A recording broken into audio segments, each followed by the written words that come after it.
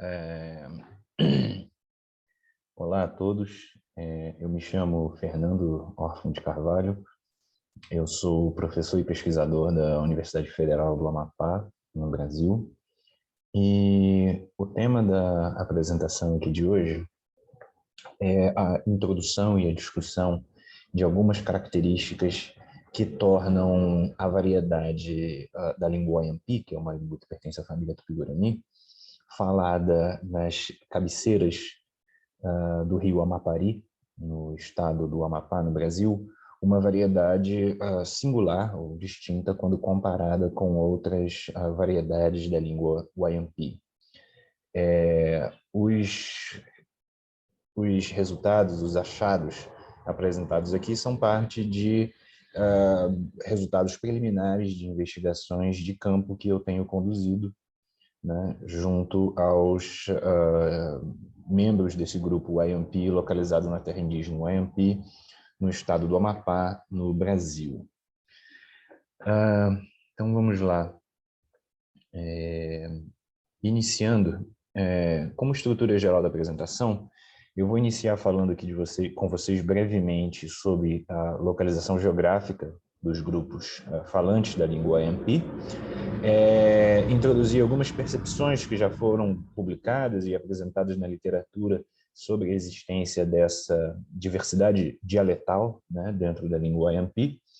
E aí nós vamos discutir em sequência algumas inovações, na verdade duas inovações, uma de natureza fonético-fonológica, outra de natureza morfossintática, que caracterizam essa variedade do Wayampi falada no Amapari, e depois nós vamos discutir algumas inovações que têm sido atribuídas à língua Wayampi de um modo geral, mas que na verdade não caracterizam essa variedade do Amapari, certo? E depois nós vamos para algumas breves considerações sobre conclusões e implicações desses achados.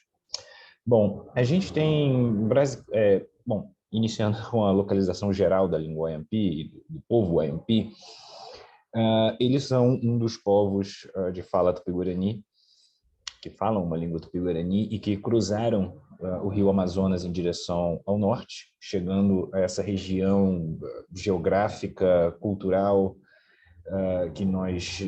a qual nós nos referimos como a região das Guianas, mais especificamente nas Guianas Orientais, né, que corresponderiam aí à parte dos estados brasileiros do Amapá e do Pará e ao Suriname e à Guiana Francesa, no caso as Guianas Orientais. Os Wayampi se encontram hoje em dia divididos em essencialmente dois grupos.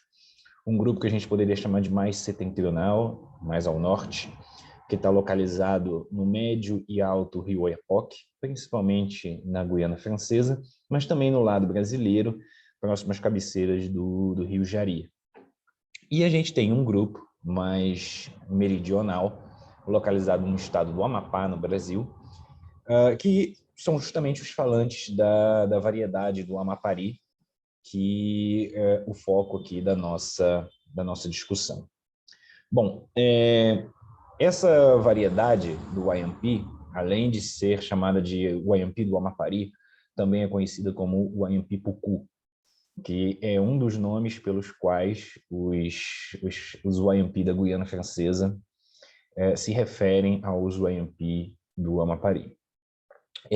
A maior parte da literatura descritiva sobre a língua Wayampi, na verdade, tem como foco essas variedades do Alto Oiapoque, né? Principalmente de Tuaçu e do Camopi. Existem, no entanto, algumas menções na literatura descritiva sobre o Wayampi a certas características que seriam distintas na variedade falada no Amapari. Aqui, por exemplo, a gente tem um trecho da Gramática da Guérinan, de 1980, em que ela se refere a uma certa particularidade, ou algumas particularidades de natureza fonética dessa variedade do Wayampi do Amapari. Afirma que o Wayampi falado no Amapari seria menos influenciado por contato com das línguas caribe, e indica, o que é interessante, uma percepção por parte dos próprios Wayampi da Guiana Francesa de que o Wayampi do Amapari seria uma espécie de Wayampi real ou um Wayampi mais conservador.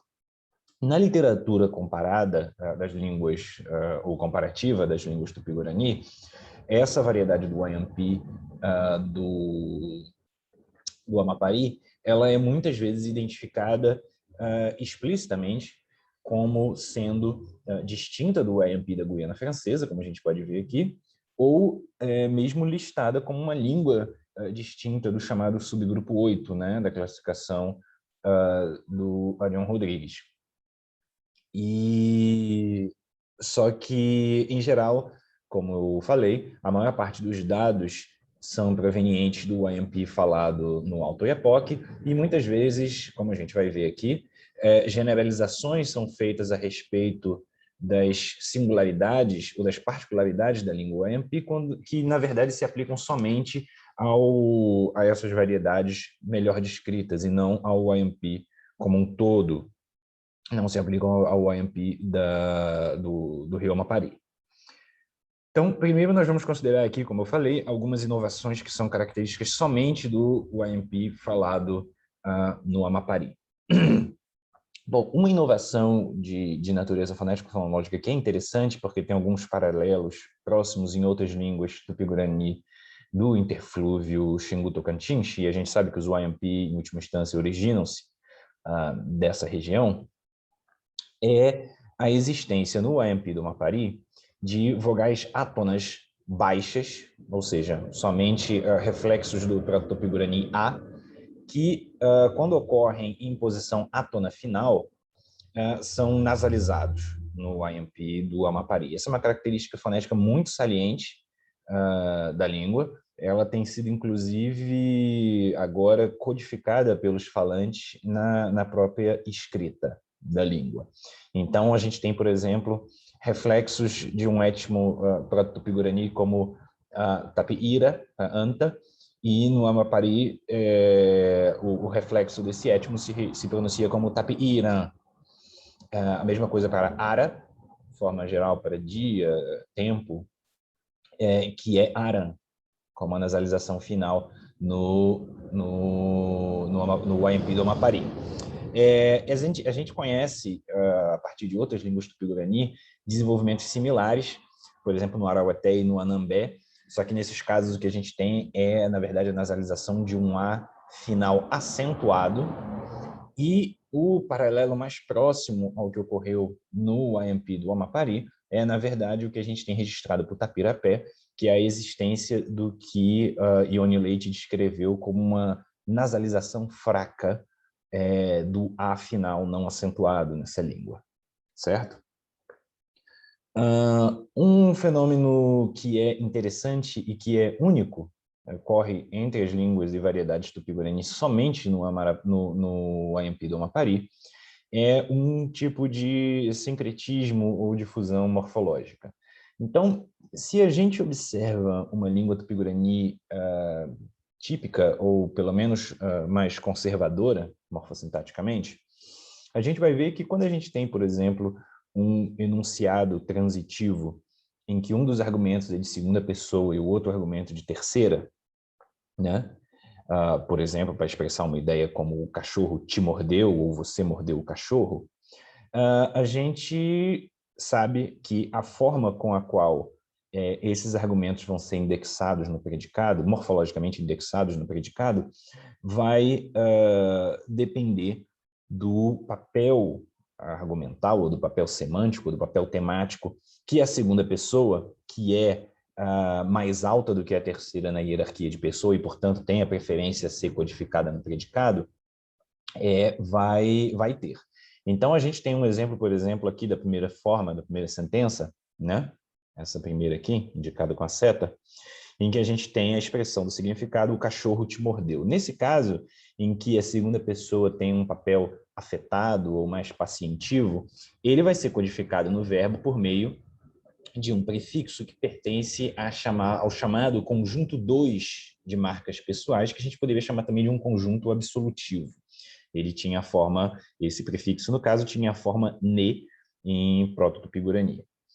Agora, no caso da expressão do significado você mordeu o cachorro, em que a segunda pessoa expressa um controlador ou um iniciador, um argumento mais ativo da ação expressa pelo predicado, a gente vai ter o emprego de um marcador prefixal que pertence ao chamado conjunto nominativo, ou conjunto um. A gente vai ter um prefixo de forma ere, ou eré, né? Isso nas línguas tupi-guarani, digamos, sob esse aspecto, mais conservadoras. O que é interessante no Amapari, no Wayampi do Amapari, é que ele não possui, salvo certas qualificações que eu vou fazer adiante, um reflexo do prefixo de segunda pessoa de conjunto um. Ele vai apresentar somente o prefixo ne, que seria um reflexo direto do prefixo do conjunto 2. Então, em uma oração como Diawaranesu'u, em Wayampi do Amapari, a gente tem uma construção que é semanticamente ambígua. A gente tem a indicação de um participante de segunda pessoa de singular, mas ele pode ser tanto um argumento mais pacientivo, nesse caso essa expressão significaria o cachorro te mordeu, como ele pode ser também um argumento mais agentivo. Nesse caso a gente teria você mordeu o cachorro, ou seja, a gente não teria no Wayampi do Amapari um reflexo do prefixo de conjunto um, eré. Caso eu queira fazer, como está indicado aqui em B, uma desambiguação e indicar que a gente tem uma segunda pessoa, digamos, agentiva, eu preciso fazer uso de um pronome pessoal independente. Então, eu diria Diawara enenesu'u. Você mordeu o cachorro, certo? E aí, uma das leituras, como está indicado aqui em A, em que você é um elemento afetado ou pacientivo, ela está excluída, certo? Esse é um desenvolvimento que, até onde me consta, entre todas as variedades e línguas da família Tupi-Guarani, ocorreu somente no Wayampi do Amapari. É um tipo de fusão morfológica bastante específica que tomou lugar somente nessa, digamos, nessa célula ou nessa categoria, né, dos paradigmas de pessoa dessa língua. Agora, o que é interessante é que em algumas construções em que esse marcador de pessoa ocorre precedido de outro prefixo, a gente encontra o prefixo de conjunto um etimológico, o prefixo eré. Então, por exemplo, eu posso falar em Wayampi do Amapari, nekosi, você corta alguma coisa. Agora, caso eu use um prefixo de negação, no caso o prefixo ne ou na, aqui com uma queda, uma elisão da vogal, aí a marca de segunda pessoa passa a ser o prefixo etimológico de conjunto um, eré. Então, eu não diria algo do tipo nanekusi. O que eu digo na forma negativa é nerekusi. Então, eu tenho aqui a restauração ou a preservação desse prefixo etimológico que não ocorre nas construções afirmativas. Um outro tipo de construção comum às línguas tupi-guarani que envolve prefixos que precedem esses marcadores de pessoa é o que se descreve para algumas línguas como uma construção exortativa ou optativa, mas que o uso mais frequente no Amapari do Wayampi é uma espécie de expressão de propósito, né, em orações complemento ou em orações subordinadas. Então, se eu for dizer algo como eu pesquei um peixe para que você coma, seria algo como pirá aekui tereu, o predicado encaixado, que seria aqui para que você coma, vai ocorrer marcado com esse prefixo. Aqui também o prefixo, a forma subjacente dele seria tá, mas aqui ele está indicado como uma elisão vocálica. E a forma que marca uma segunda pessoa, nesse contexto, não é mais o prefixo ne, mas sim o prefixo etimológico ere. Então, ao invés de algo como taneu, que não é aceito pelos falantes, a gente tem tereu, para você comer, certo? Então, isso é uma particularidade bem interessante dessa variedade do Wayampi. Vamos considerar agora algumas inovações que são atribuídas na literatura, que são características da língua Wayampi como um todo, mas que, na verdade, não ocorreram no Amapari do Wayampi. Então, o Wayampi é muitas vezes descrito como uma das línguas tupi-guarani, como é o caso das línguas tupi-guarani da Bolívia, como é o caso do Açurini do Tocantins, como é o caso do Xetá, como uma língua em que houve uma retração acentual. Então, o acento que no proto-tupi-guarani estaria associado com uma sílaba final de temas, ele teria passado a penúltima sílaba dos temas no Wayampi. Bom, em realidade, como a gente pode ver aqui na coluna mais à direita, isso não é o caso no Amapari, no Wayampi do Amapari. Então, se a gente tem formas citadas na literatura, como, por exemplo, Jawa, para onça, no Wayampi, e que se referem, na verdade, ao Wayampi do Alto Oiapoque, no Wayampi do Amapari, a gente tem o acento localizado na sua posição etimológica, Jawara. A mesma coisa para formas como Awasi, para milho, que é Avasi, no Wayampi do Amapari. E assim por diante com outros exemplos, como Caí, macaco, que lá no Amapari os Wayampi dizem, na verdade, Caí, como se presume é a forma herdada do próprio Tupi-Guarani. Então, esse processo de retração acentual, na verdade, caracteriza somente algumas variedades do Wayampi. Uma outra característica mais conservadora do Wayampi do Amapari é a retenção do contraste entre a aproximante bilabial, ou lábio velar, do proto-tupi-guarani e a fricativa bilabial sonora, né, que é um contraste que teria se perdido no Wayampi do Alto Oiapoque, mas que é preservado no Wayampi do Amapari, certo? Uma outra inovação que caracteriza somente algumas variedades do Wayampi é a seguinte: quando a gente tem enunciados com predicados transitivos, em que você tem uma interação local, em que você tem uma segunda pessoa agindo sobre uma primeira, o Wayampi do Alto Oiapoque vai usar a seguinte estratégia: ele vai sempre codificar no verbo a segunda pessoa, no caso o elemento agentivo, e ele vai considerar ou vai codificar a primeira pessoa que está recebendo a ação, que é o argumento mais pacientivo, com um elemento numa construção perifrástica, com outro elemento em uma outra palavra, que tem sido analisada como um auxiliar, né? Onde vai ocorrer a codificação desse elemento, desse argumento de primeira pessoa, né? Que é mais agentivo. Então, a gente tem aqui esses exemplos da tese do Copin, que diz respeito ao Wayampi falado em Troisseau, na Guiana Francesa. Bom, no Wayampi do Amapari, a gente não conhece ou não atesta essa estratégia, né? Então, o que vai ocorrer no Wayampi do Amapari é que quando uma segunda pessoa age sobre uma primeira, a gente vai ter a indexação no verbo da primeira pessoa, né? Utilizando um prefixo do conjunto 2, do conjunto absolutivo, e a gente vai ter a codificação dessa segunda pessoa agentiva por meio de um pronome independente, né? Então, você bateu em mim, né, é a pidiucá. Ou vocês bateram em mim, penim é a pidiucá, né? Como a gente sabe, o que se supõe para o proto-tupi-guarani é que, nesse tipo de contexto, você marcaria a primeira pessoa pacientiva por indexação no verbo e que você usaria uma série de elementos independentes, né? Em geral de forma eré ou pédié, que ocorrem em posição pós-verbal, e que são tratados por alguns como uma subclasse, um subsistema de pronomes ergativos que codificariam somente uma segunda pessoa agentiva nessas chamadas configurações locais, né, em que uma segunda pessoa age sobre uma primeira.